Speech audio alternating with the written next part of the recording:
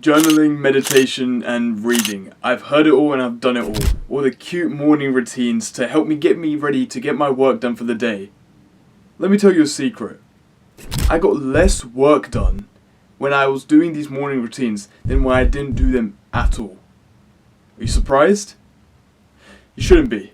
Productivity is simply just input and output. So imagine you have a machine and you put in a certain resource into that machine, you're going to get a certain output. That resource is the input and then you get an output. So you have to take that into account with productivity, wherein your effort is your input, the amount of actions you do is your input, and then you'll get your output, which is the amount of work done. I already know that there's going to be a cope of someone saying, oh, but my meditation routine helps me bring more quality work. I'm going to tell you something right now, okay? That's not true. At all. I actually have a story to explain this. So imagine there's two pottery classes, right? These two pottery classes are given two different assignments. So pottery class A and class B. Let's take it like that. Class A have been given the assignment that they have to produce as many pots as possible. So by the end of the summer term, they have to produce as many as they can of the pots. And class B have been given another assignment where they just have to produce one pot to the best quality, to the best standard that they can. So class A have been given the entire summer to get as many pots done as possible. Just work, get as many pots done. Class B have been told to just do one pot, and by the end of summer they bring one pot. It comes to the end of the summer term, and both the classes present their pots that they've done. What you notice is that class A, who was told to do more pots, not only produced more pots, but they produced better quality pots than class B did when only having to produce one. The reason for that is that they did more. The more volume you do, the better you get at making the specific pots. Why did I start so much there? Class B didn't have constant experience. They just had to make one pot. They didn't have that much exposure to creating the pots as much as Class A would have had. So therefore, doing more work actually helps you get better at doing work instead of not doing the work and focusing on the quality of the work. That's not me saying there's not times to focus on quality over quantity and quantity over quality, but when it comes to being productive, you want to get as much work done, so more input so you can get more output. I've tried too many of these self-improvement masturbation morning routines where I'll just avoid doing the work. Because deep down, we all know that we can get more done than we can actually think that we can get done in a day, right? So we think that 4 hours of work is like good enough. Realistically, if you actually set your standards, set your blocks, you can get like 8 to 10 hours of work, and that's scary because that's effort and that's hard. But we don't want to do that because it's difficult. So we convince ourselves that these morning routines are productive to help us, make more quality work instead of actually doing the work that's at hand. And we kind of like push it away. It's another form of procrastination, but we think we're being productive. So it's like a false facade faking to us that we're doing work when in reality we're not. And for me, it wasn't until I said, fuck it. I need to just get as much work done as possible and set a standard for how much work I can get done in a day.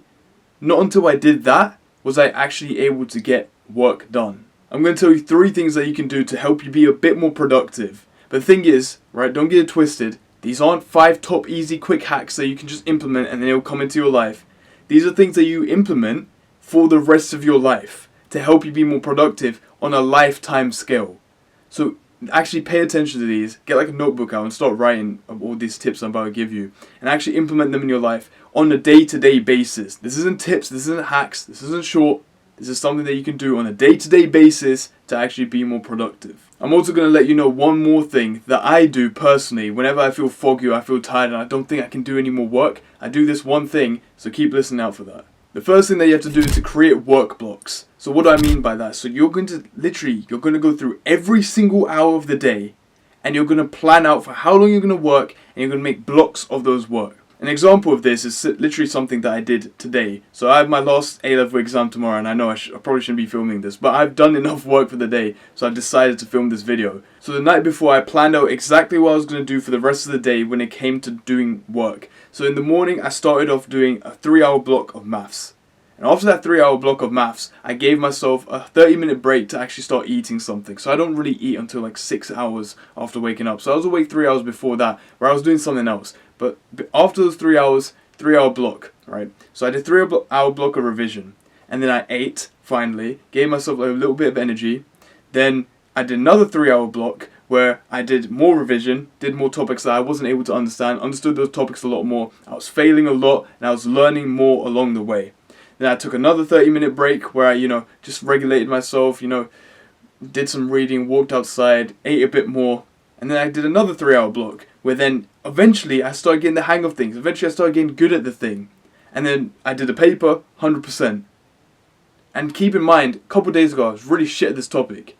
So if you notice that in a couple of days, and today, just in a 9-hour block of work, I was able to become really good at a topic solely because I made work blocks and I actually focused on the work that was in front of me. That's what you have to do. You have to create work blocks and separate out the hours of the day that I'm going to do this and this time, this and this time, this and this time. The thing is, a bit easier for me today to sort out my work blocks because the day was mostly to do work. So I didn't have gym in today, didn't have seeing my girlfriend today, having fun with my friends, all this kind of stuff wasn't in there. But that's all up to you, depending on what you do in your day to sort out in your own schedule. I think work blocks are so incredibly important because it means that time you have to be focused. That is your focus period and you know it's coming, so that means you have to be on the work. It's like phone away, everything away, work. It's work time now until this time. What you notice, right, this is what I noticed, that the more I did it, the more I did these work blocks, the more time kept flying by. And it wasn't to say that, I was getting really bored and it was just flying by. If anything, if I was getting bored, it would seem like ages. But I was so focused and so into my work that the time just flew by and I was learning at that pace on the same way. It was because I decided to make that decision of, okay, I'm going to have a work block. I'm actually going to focus and put the phone away and stop talking to my friends and actually just do the work for once. So your practical tip, go on Google Docs, go on Notes, get a piece of paper. You don't need any electronics. Get a piece of paper and before you go to bed tonight, plan out your next day. Every single hour. This hour I'm doing this, this hour I'm doing this hour I'm doing this. And then you're going to notice, right, if you follow that schedule only 60% compared to the 0% that you wouldn't have followed it, even 40% compared to the 0% that you wouldn't have followed it, then you've actually made progress because you've at least followed it 40%. I know I'm saying that to help you cope a little, but personally I think you're kind of a bitch if you're unable to follow your own fucking routine and your own fucking schedule. But bro, I'm just trying to help you feel a little bit better. But actually just try follow it 100%. It's not that difficult if you're setting up yourself. But I know there's things that come out the way, right? Where it's a few minutes up here, a few minutes up here. But it's if you're going an hour to the side of things, bro, just do it, please. The second thing I'm going to tell you, and you've probably heard your mum say it so many times, is the power of the damn phone and put it away. And I know it seems really basic, and I didn't notice how powerful it was until I actually started doing it properly. There's a difference, right, to turning off your phone and putting it somewhere else in your room, than actually just completely powering it off and chucking it in a random drawer in another room somewhere. I didn't notice how powerful it was until it just became a regular habit for me. So what I'll do is, right, whenever my work block comes along, I'll power off my phone and I'll just put it in a random drawer or on a random cupboard in another room. I'll come to my room, close the door, and start working. And it's had such a big difference to say the ambience and the willingness to actually go and get my phone. Because it's if I'm working, I'm focusing, there's no reason for me to get up and then go power on my phone and then wait for it to load up and then text everyone. And then it's just a bit long, isn't it? And by putting it into another room, you're less reliant on willpower, right? Because it's in the other room, it's a bit hard, it's a bit too difficult to even go walk and do it because it's inconvenient. We live on convenience, right? Which is why TikTok, Instagram, and all these social media apps have become so big. It's because we live on convenience.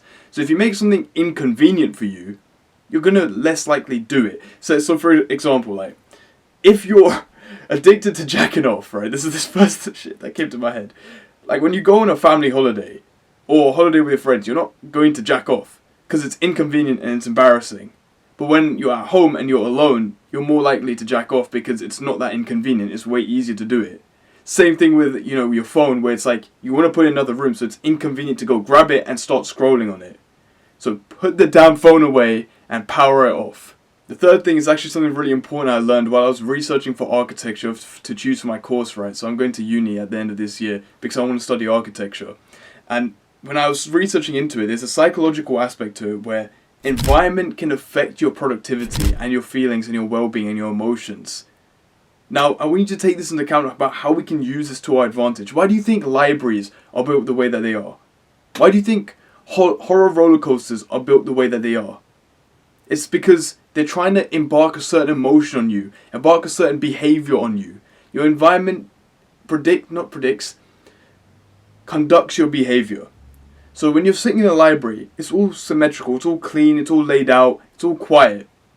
It conducts your behavior so that you are more focused and that you are more productive.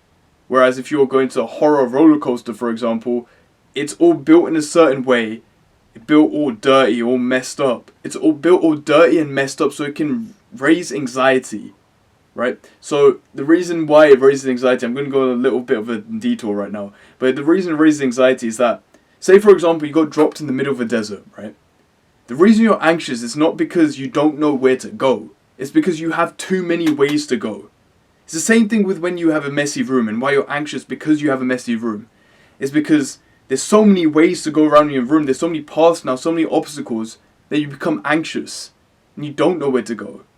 You're bombarded by choices, which is why you become anxious. Same thing with the horror roller coaster analogy I was bringing up. Is that it's so messy and it's so dirty that you become anxious, you become scared, you become worried. So that's why people get scared in horror roller coasters. It's the same in this case, where your environment will conduct your productivity. So say for example you sit down in the same kind of environment that you would sit down if you weren't going to be that productive. You won't really get as much work done as you'd want to. You don't have to make massive changes such as like changing country, but you can simply just sit in another room. And if you don't want to, then you have stuff in your room that you want to do work on, then simply change your tabs, or change your bed sheet, or rearrange some things in your room to help you feel like it's new. And that it's a new behavior that you're bringing upon yourself, which can influence your productivity a lot more than you think. So change some things around your room if you want to change your behavior. So one thing, right, you could do, say for example, back to the jacking off analogy. If you want to stop jacking off, sleep on the other side of your bed. So if it's like you're going to bed and you feel like that you want to jack off, and you do this every night, then sleep on the other side of your bed. Head on the other side where your feet usually go and feet on the side where your head usually goes. And if you do that, you've changed the dynamic of everything. And I don't know the science of it. It's just some bro science shit, but you're gonna have to like just believe me, man. But it like moves the circuits or some shit in another way where that you won't feel like doing the habit because you've moved to a different position, a different environment, so that you've consciously moved. You're now using different brain receptors than the unconscious behavior would use. I know I went on a bit of like a rant about this, but genuinely, change your environment into something such as like changing tabs, move around the places on your pillows, or move around the bed sheets, or whatever it may be, that can help you feel like that your environment's new. And that can influence your behavior. And if you set it up the same way every single time when you want to work, that's a new level of powerful psychology for productivity. Now the final bonus tip that I'll give you, which is something that I do all the time, and maybe you won't want to do this, and I know a lot of people are going to say that, oh, this doesn't work for me or whatever. This is what's worked for me. And anytime I feel hot, tired, sweaty, or just foggy, what I'll do is I'll hop into a cold shower. Now, I don't know the science behind this. Maybe it's like releasing hormones or dopamine or whatever. It's really just refreshing and resets me, if you know what I mean. So when I'm foggy and I'm tired, I'll literally walk over to the cold shower, turn it on, go into it, boom. It just resets me. It gets me going again. Gets me, gets the dopamine released, gets me motivated to do some work. So that's a tip for you. If you ever come to a blockage, whenever you're trying to revise, whenever you're trying to do work, if you come to a blockage where you don't think that you can do more, generally get up, walk to the shower, cold, don't be a bitch, and walk into it. The thing is, it's always the starting part of the cold shower that's the worst, but after like a couple seconds, you get used to it, so you'll be fine. But as long as you go into it, give yourself a bit of a rest, sit in there, no, don't sit in there, but like stand in there, wash your hair, wash around a bit, and just breathe. Control your breath. And if you do that in the cold shower, once you're out, you'll feel reset. You'll feel reborn, honestly. You'll feel like you can get so much more work done. You feel more motivated, and you can get more work done. Man, I just said the same shit again. My English is just getting cooked right now. But you can see what I'm saying. Those are honestly the only 4 things you need when it comes to, trying to be more productive. And if anything, it's a bit excess. You don't really want to go too much. You want to do less. You want to think less to actually do the thing. There's no point of adding. You want to do as less as possible so that you can focus on more things that are in front of you.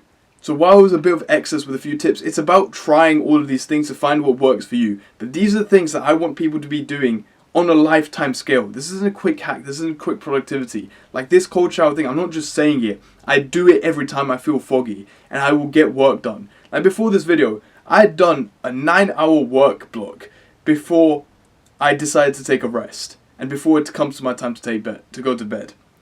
But I was thinking, there's no point in me sitting down and scrolling or like watching something on YouTube. If I just walk into a cold shower and film this video, I might as well get some work done.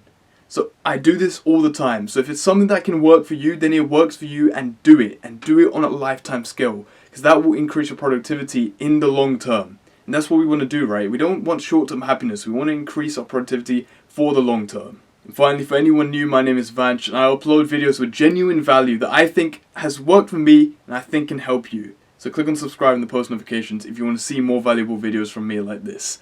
And all in all, man, thanks for listening. Go get your shit. Click on this video. I think there's going to be a video come up now. Click on subscribe. It's a bit easier here. You see, I'm being a YouTuber. You know how cool I am now. Go get the shit, man.